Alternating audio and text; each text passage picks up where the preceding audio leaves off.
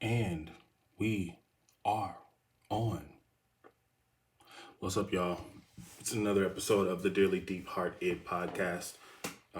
Recording this one just a day late, getting it to you a day late. Um, I just uploaded the video from last time on YouTube. Sorry it took long. If anyone watches those videos, need to get those views up, but I just shaved, so hopefully you got a good face to look at this time. But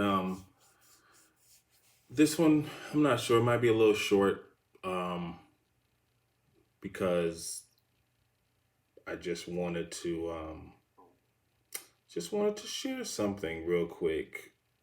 Um just jump right to it. So, yesterday, and you know how epiphanies happen, you don't really ask for them. Or maybe you do, but sometimes stuff just comes to you. So I'm walking around. Oh yeah, how you like my chalice? I know you've seen it on Instagram, but anyway, I mean, I call it a chalice. It might not be. I don't know. Got it for Father's Day. Bought it myself. But you know how sometimes stuff just hits you in the head. It could be a ball coming across the fence. It could be, somebody jumping you from behind. That's how these things kind of happen. So yesterday I'm walking out of the bathroom and it just hit me like, based on last week's episode about your ex being an illusion, not only being an illusion, it's like there was more illusions within that situation. Um, in the beginning of that relationship, make sure I'm recording. In the beginning of that relationship, me and my ex, we were great together. She ended up moving a few months after we started talking, and then she actually came back. And throughout that time period of her being back, we just got closer, became inseparable. I mean, even when she had moved for a few months, we still talked pretty much every day, even though our time was different. I was in California, she was in Virginia. We During that time we sent you know letters, we talked on the phone, all that good stuff. um I remember I don't think I'd seen the movie The Notebook at the time that she had moved, but what I thought it was just about a couple sending letters in the notebook back and forth. If I really wish I could find that notebook. We only did it maybe two or three times back and forth, maybe. But I'd write in it and send it to her, and then she would then write in it and send it back. I don't know what happened to that notebook, but anyway.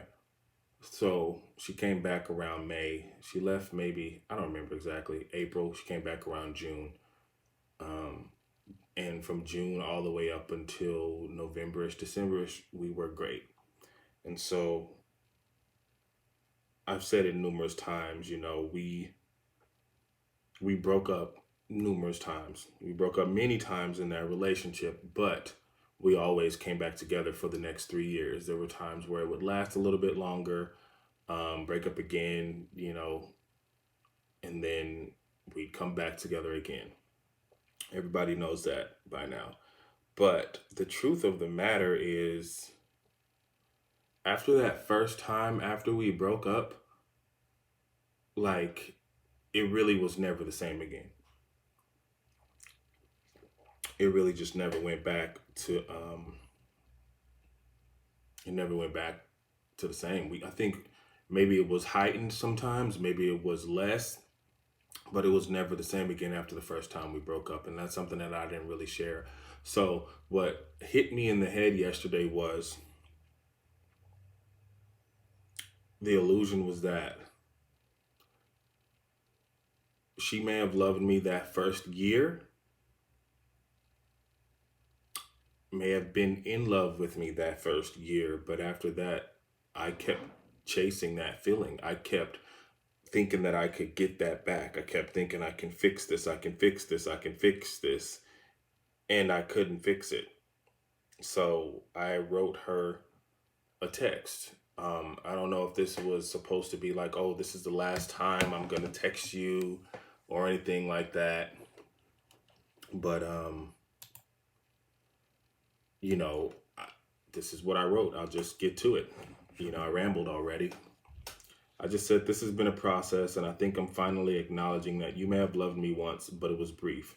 And when you stopped, you never loved me again. 8 to 9 years, I held on to an illusion that I just needed to fix this and we'd be together. I'm sorry for allowing you to come back all the times you did, and I'm sorry for pulling you back the times I did. I don't have to wish you the best or anything like that because I know you're great. I'll always wish we could have worked out. You'll always be my one. But I have to detach that thinking. I love you so much, miss you so much. You've always been my weakness and my strength. I'm sorry for ever wasting your time. It was a typo. But I hope you can agree we had some amazing times together. I hope you can lose some of the regrets you have in reference to you and I. I hope you can acknowledge that we bonded at some point. I love you, my sweetness. Sweetness is what I used to call her. That was basically her nickname. Mostly on text. In person, it was Babe, but you know how it goes. So yeah, the illusion was that I could fix it, and so I tried to do things that would fix the situation, and it never did. It never snapped back. It was gone. It was dead already that first time, and maybe she thought that she could fix it too. I don't know. I don't know because she came back numerous times. Maybe she was hoping things were going to be better each time, or maybe she just was really like, no, we're going to work on this in the back of her mind. Maybe she didn't really share that with me all the time, but maybe she felt that way as well. I have no idea, but that was the illusion. And so I was really thinking about that because yes, the text sounds like, oh, maybe this is it. Like I'm not gonna hit her up anymore. And I mean, maybe that's true. I mean, I know I shouldn't, but maybe it's actually true this time. Maybe I'm gonna just say that that was it and never say anything to her again. And maybe I'll never hear from her again. But it's not what I want. Like it's not easy to not share my feelings, let alone with her. Like I like to tell her how I'm feeling. Um, I want to tell her. I want to talk to her. I want to have a conversation. I don't text her to try to bait her at all, to manipulate her at all. I text her in a more selfish way. It's to get stuff off of my chest, stuff that I'm feeling that, I want her to know. She always obviously has a choice whether or not she wants to, read it, delete it, respond, or block me. Um, Truth be told, I don't even know if that's her phone number anymore and somebody just doesn't respond or if it's a dead line, but I know it always goes through and it always says delivered. But that's neither here nor there. Um, I wanted to do this podcast last night so it would drop on Monday, even if it was late. I wanted to be in a more natural state. I wanted to be laying down like I did on the first episode and just talk. But I ended up, just getting tired and just, falling asleep and, not wanting to grab grab the mic and do set up and everything. So I just went to sleep. But you know what happens when you sleep? You dream. So I wouldn't even say I was thinking about it a lot yesterday, but a part of me was. So in my subconscious, I guess it was really heavily on my mind. And I've said this before. When I feel like she's really gone or I feel like there's something going on, I have a dream about her. It just is what it is. I can't control it. Do I think there's some kind of odd supernatural spiritual connection. Yes, I do. I definitely believe that. I believe in that. I believe that sometimes dreams can be just dreams and not have any meaning at all. I'm not the one to, say if a dream means something or if it's not. But I can, we can have our opinions, and this is what this is. So, me last night having a very, very, very vivid dream um, that I actually woke up and remembered. To me, it says a lot, especially based on what's going on. Now, at the end of the day, like I said, this is an opinion. She could probably be not thinking about me at all. I could probably like I could probably be the farthest from her in her mind. Who knows? I don't know. But I'm going to tell you about this dream. I woke up and I wrote it down. It really had me feeling, feeling some kind of way. Like I felt good. I felt bad. I felt sad. I wanted to cry when I woke up because it wasn't real. Um, but anyway, I'll just go through it, what I wrote down. I think I'm going to name this podcast, It's the Dreams for Me, as they say nowadays. It's for me, like, I don't, I'm just going along with it. But I think it would be a cool title. Either that or My Dreams Won't Let You Go. So maybe put a colon in there. Anyway, My Dreams Won't Let You Go. So this is how it went. As you can see, I wrote it down. It's a lot, right? I actually remembered my dream. So I dreamt I went to college in New York as an adult. I was my age. It was tough at first. I just kind of remember the feeling of being like, dang, like I'm all the way in New York, grown man going to school, still have responsibilities, but somehow I'm being able to pay for college and, blah, blah, blah, blah. I remember like people not liking me for some reason while I was there. But I got used to it. I ended up getting used to it. And I ended up having a lesbian roommate. So it was like one of those TV shows where, the guy moves in and he thinks he's gonna, be able to talk to the beautiful woman and, possibly hook up. But then she lets him know, hey, I don't go that way. I'm lesbian. And that's really what happened. So I had it was like TV-ish. The dream was very much like a TV show. And yes, I watch a lot of TVs. I watch a lot of TV. But anyway, me and the roommate, we ended up becoming really cool. We became like really good friends. So this is the weird part, and this has happened before in dreams of mine before. My first elementary school girlfriend pops into my dreams ever so often. Don't know what that is. I mean, did I really love her when I was 6 years old? All the way until I was 13, 14, 15? I don't know. I don't know. I thought I knew what love is, but I don't know. But anyway, so I remember putting money in a meter for parking. And then I remember getting pizza and joking around with some guys or something like that. And so then I'm on campus and I'm walking back, or not walking back, but I'm walking to like where it was like a library or cafeteria area or like an atrium, something outside or whatever. And I saw her again as adults. I saw my, you know, long time elementary school crush who then became my girlfriend one day. I saw her and I was like, oh wow. So I followed her because in the dream, she was my ex, but she was my ex. She just looked like that's what happened. She looked like my elementary school girlfriend, but she was my actual ex, the one that this podcast is about. And that's happened before too. So anyway, I followed her because I saw her with a group of people. I don't, not follow her like that. I just wanted to come say hi or whatever. Like, wow, I haven't seen you in a while.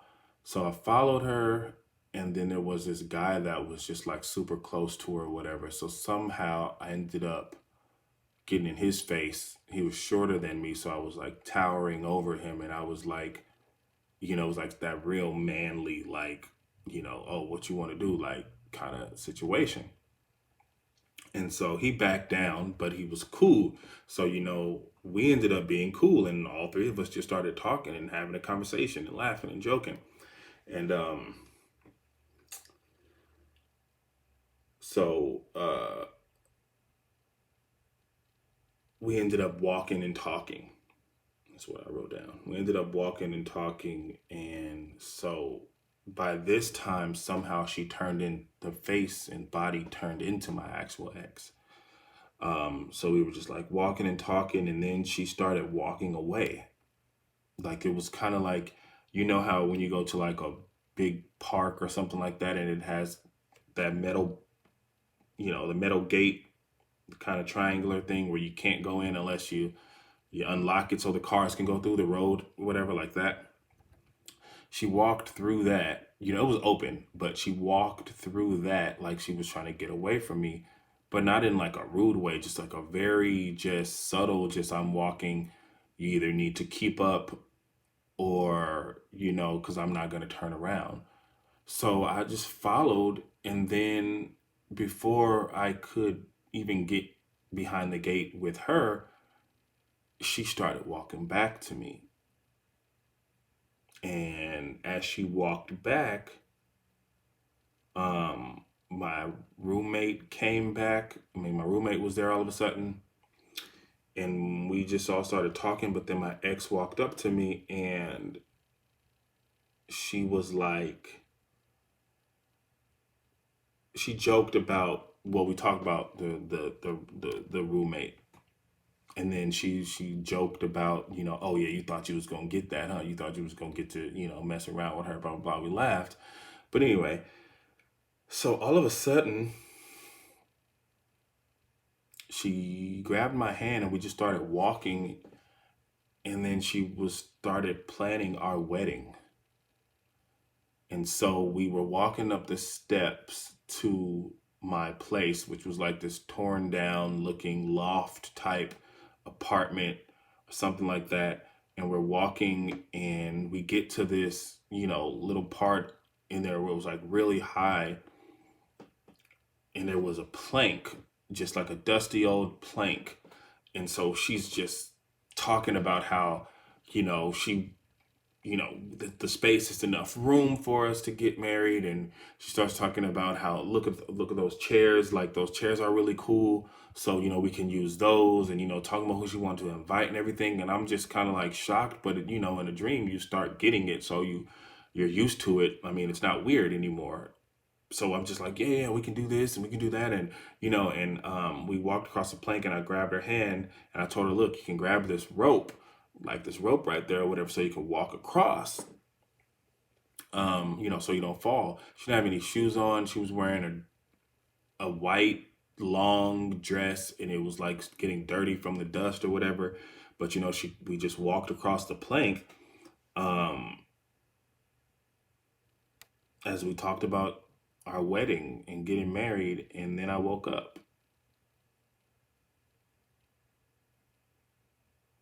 and of course I woke up and I'm like, I hadn't had a dream about her in a while. So I'm thinking, like, why did that dream come to me, and why was it so vivid? Like, why, you know, what did it really mean? And like I said, in theory,